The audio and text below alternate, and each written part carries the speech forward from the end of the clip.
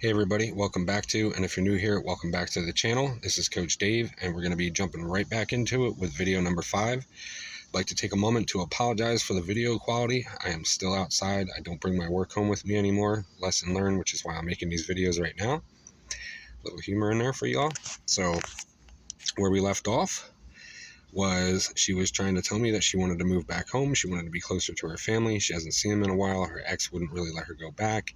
And while I did question that, because I don't feel like he was really the type to do that, still believing heavily, because he did abuse her physically, that, she was telling the truth to some degree. And this is where everything starts getting mixed, because there's so much back and forth. There's so much hot and cold. The relationship itself is going astronomically well. The physical, the connection, conversations, everything. It was all there still. There was just like this burden of uncertainty, if you will, with the whole thing with her ex and everything that transpired leading up into this, especially with everything that she told me when she was drunk and showed me on her phone. So fast forward, going through the end of the year, she's head set on going back home. We arrange it, and I tell her, I really did make a big mistake here. I should not have done this, especially in the time frame that we were together. Here comes a delivery driver. So I told her that after we talked, I said, me not being with you is not an option anymore. Like, we're in this together, and if you want to go, I'm going with you. And I'll never forget the look on her face. And at the time, I got it mixed, because I thought it was like, just blown away. I can't believe you're willing to do this with me and make this leap of faith. But the look on her face is the same look I got towards the end when she pulled the rug out from under me. Like, just this blank death stare in her eyes. And I don't know how I confused it as anything else. It was nothing that I went through with a narcissist. Didn't look like that at all. It was just so vacant, so dead. And instead of her just saying, like, you know what, I don't think it's a good idea for you to come with, she was all about it. And then her demeanor changed, her persona changed, her aura changed. She was so happy. We were so in love and talking about it and everything. I shouldn't have done it. Looking back, that was a really, really stupid mistake.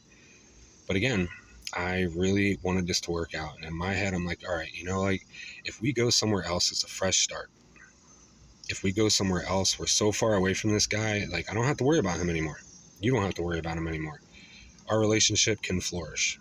You'll be around your family. You'll be much better off. I know that's taxing on somebody to be away from their family. My family's all but gone. And, it kind of made sense. We can just start fresh. And I want to kick myself every time I remember this, because I shouldn't have done it. I should have just let her go if that's what she wanted to do. Should have just parted ways with her after everything. Way too soon to be making this decision. But again, you make choices and you don't look back. Sometimes they're stupid, and life will teach you.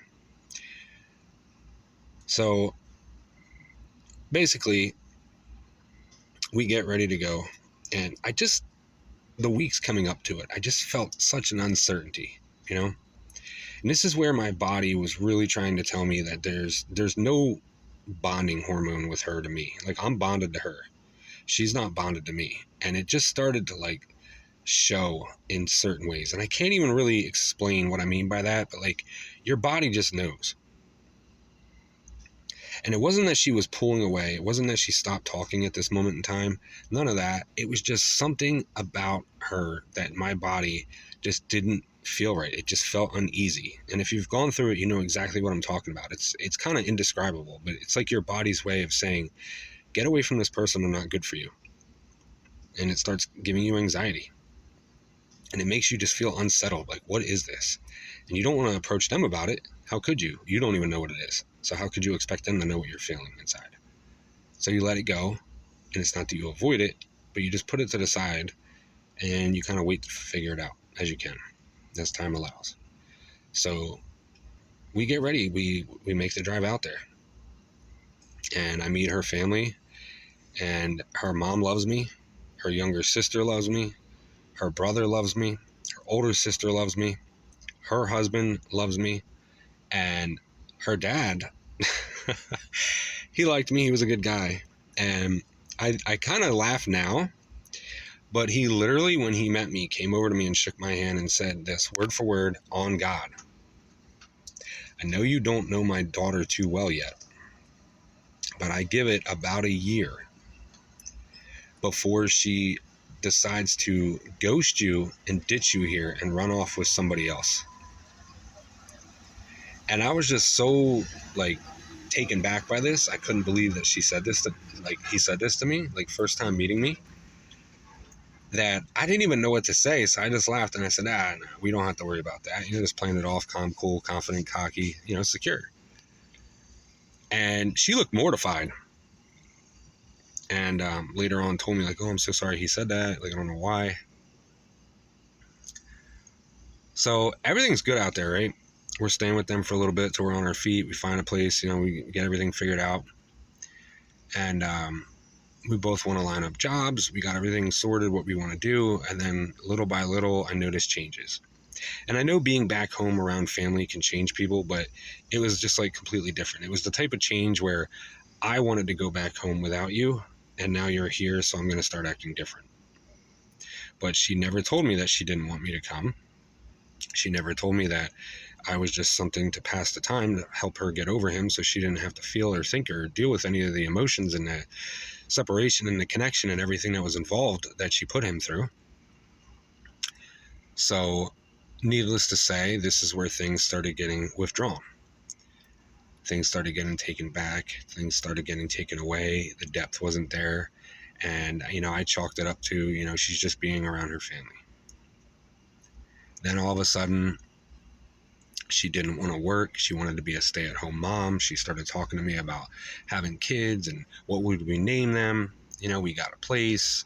I got my career going out there. I was making really good money. It would have been okay for her to stay at home. We started figuring things out. We started getting stuff for the apartment, like we're doing good. We're having some drinks here and there. We're making great dinners.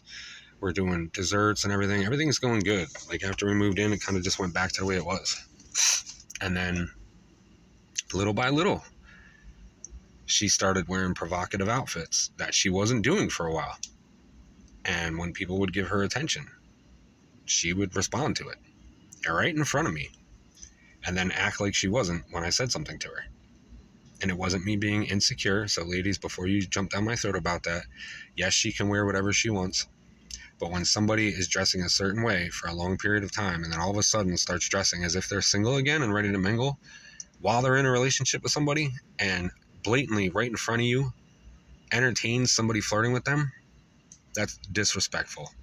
And I don't put up with that. Every time I approached her about this is where all the problems came from. This is where she started shutting down. This is where she stopped communicating. This is where she stopped talking altogether. Start giving me the I don't know. I don't, we're not compatible, I think. Like we're just at each other's throats ever since we moved here. Maybe this was a mistake. And it was back and forth, push and pull, hot and cold. She'd be all in talking, like we were the world together. Us against the world. We're going to survive anything. And then the next day it was this. And it was just back and forth. I mean, in my head, I'm just like, oh, I'm a secure person, but I'm like 50-50 right now. I'm like half anxious and I'm half secure. And it is really hard to navigate when you're in that mindset. Because again, you're trying not to walk on eggshells and make this person upset. But at the same time, the secure side of you is trying to say, hey, like these are boundaries that have always been in place. Why are you trying to break them now and change everything? Why are you trying to push the line and make me do it and be okay with it? Why are you trying to make me be less than and trying to coach me into not talking or bringing things up because you feel like it's just creating problems and you feel like that's all I'm doing right now and you're blame shifting everything on me, you're deflecting. And whenever I would bring stuff up to her, she would act like she was completely out of her mind stupid. And basically, she knew it frustrated me to have to repeat myself constantly and overly explain things because then it would just be me talking and I'd be looping myself through all these things until I said, oh, like it's your turn to talk. It's always me, and then you just repeat things that I say. That's not us talking. That's me talking. And it started getting bad. And the physical intimacy withdrew unless she was drunk. The communication on that level went away unless she was drunk. And I got to a point, like I said in one of my other videos, like I didn't like it. As much as I loved having that person back, it just felt so wrong and foreign to me to have somebody have to be like that to be who they were in the beginning. And I don't want that to be a thing. That just felt so wrong to me. I felt like I was taking advantage of somebody. Now, I didn't force her to drink. I didn't tell her to drink, but it's just when she did on the weekends with me, or, we had off or had plans or made like really nice dinners and stuff, that she would do this. And it was great to have that person back to be able to open up and talk. But it was also horrible when she did that. Because then I found out that while we were still back where we were before, in December, she was still talking to her ex. And that she had a bag that she brought not only to my old place, but to our new place with a bunch of memories, photos, sexual photos, pictures, just a bunch of memorabilia, so to speak. And claimed that she didn't know it was there, then didn't know what to say. And this is while she was drunk. So I waited till she was sober, and I told her, like, if like this is like the end all be all, like I can't do this anymore. You've got to let this guy go. And she told me, well, you can throw it out. I told you that last night. And I said, no, that's not for me to do. I'm not doing the job for you. You need to do it. And she almost seemed irritated, but she did do it. But I was just dumbfounded how you can bring that into my home that I let you in, and then you bring it into our home that we moved away to get away from this guy, and you're still carrying him with you. Like, you are just so absorbed into this toxic relationship with him and this unemotional availability that he just doesn't have. And he has no emotion, and you crave the chaos. Like, that's what you want. Why did I come out here? Why did I leave everything I had out there that I built, my career, everything, to come out here with you? Well, I never asked you to. And I was like, wow, but you never stopped me either. And she started talking about how she might move back to her parents. And they only lived a few blocks away. Her sister and her husband lived in the same apartment complex. So I said, okay, I mean, if that's what you want to do. And of course she didn't. It was a lot of hearsay. But I'm going to have to cut this off, guys. I'll pick it up back in the next one. This is going to be a lot longer than I thought.